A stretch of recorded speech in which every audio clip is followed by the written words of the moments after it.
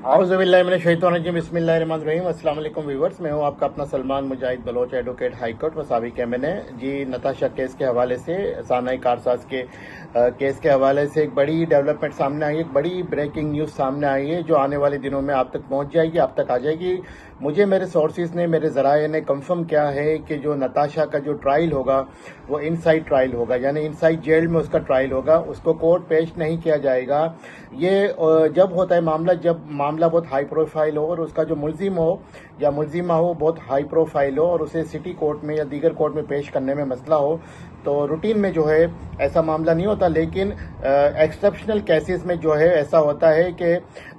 ऐसे high profile मुलजिमान का जो जेल ट्रायल है, वो जो ट्रायल है केस का, वो जेल के अंदर ही होता है, यानी जेल के अंदर जो कोर्ट्स बनी हुई है वहीं पर होता है। और हम तो एज ए एडवोकेट वहां पर जाते रहे, जेल के अंदर कोर्ट्स बनी होती है, वहां पर फिर ये होता है कि जिस दिन तारीख होती है उस दिन जज साहब भी यहाँ से जाते हैं, सिटी कोर्ट से उठ के या दीगर कोर्ट से उसमें उनका अमला भी जाता है और वहां पर जाके बाकायदा मुलजिम को जो है वहीं पर पेश किया जाता है जेल के अंदर कोर्ट में। तो ये बड़ी ब्रेकिंग न्यूज़ आई है जो मेरे ज़राए ने मुझे कंफर्म की है, और आने वाले दिनों में महकमा दाखिला हुकूमत सिंध इस हवाले से जो है नोटिफिकेशन भी जारी कर देगा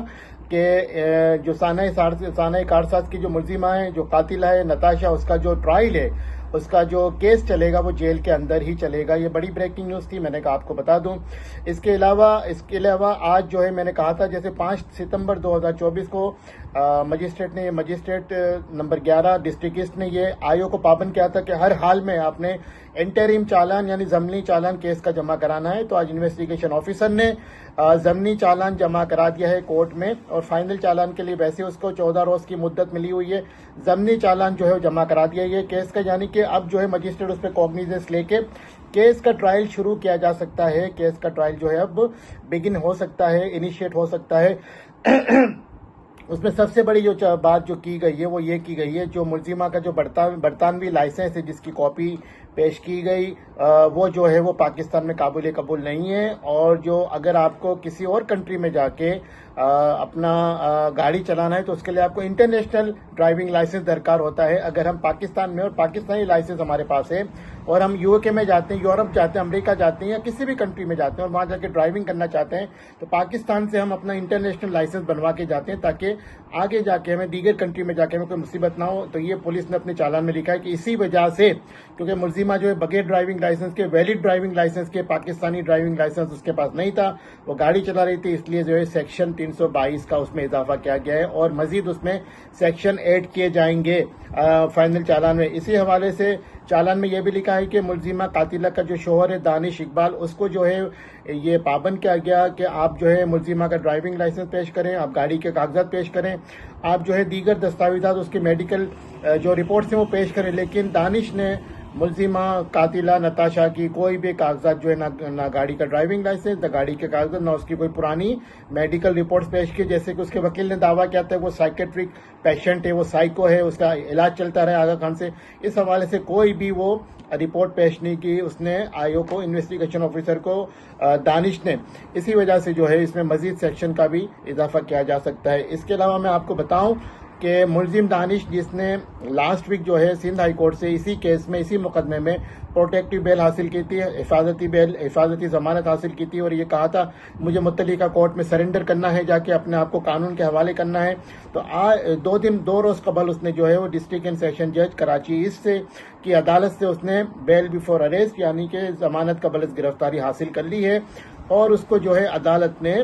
ये पाबंद किया है कि 7 सितंबर को यानी सैटरडे को आपके बेल के कंफर्मेशन के लिए, बेल बिफोर अरेस्ट पे जो है for the confirmation of bail before arrest, उसके लिए आर्ग्यूमेंट के लिए रख दिया गया है। और इन्वेस्टिगेशन ऑफिसर को कहा है कि आप पूरे पुलिस फाइल के साथ अदालत में सुबह 8:30 बजे हाजिर हो और उसके ऊपर जो है वो आर्ग्यूमेंट किए जाएंगे। अब देखते हैं कि उस दिन क्या होता है, 7 तारीख को क्या होता है। लेकिन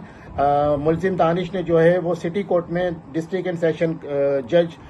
ईस्ट की अदालत से जो है वो बेल बिफोर अरेस्ट हासिल कर, यानी वो बाकायदा इस केस में शरीक मुलजिम बन चुका है अपनी बीवी यानी नताशा के साथ। अब उसका शोहर दानिश भी जो इस केस में मरकजी मुलजिम के तौर पे जो है वो शामिल हो चुका है। इसी के साथ साथ अगर मैं आपको कहूं कि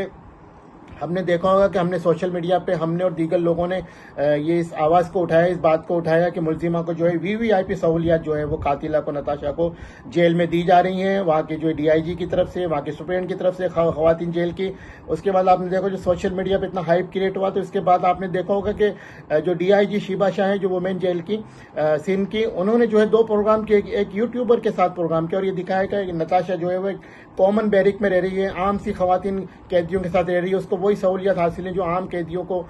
खवातीन को वहाँ पे हासिल हैं। और इसके बाद वहाँ पे ARY के एक रिपोर्टर भी चले गए और उनके साथ भी उन्होंने प्रोग्राम किया और बताया कि नहीं कि जी ये नताशा है। उसकी वीडियो भी वायरल हुई सोशल मीडिया पे, उसकी चैनल ARY पे, और उसकी जो है वो फुटेजेस भी आगे सामने कि नताशा जो है खड़ी हुई है, मुस्कुरा रही है और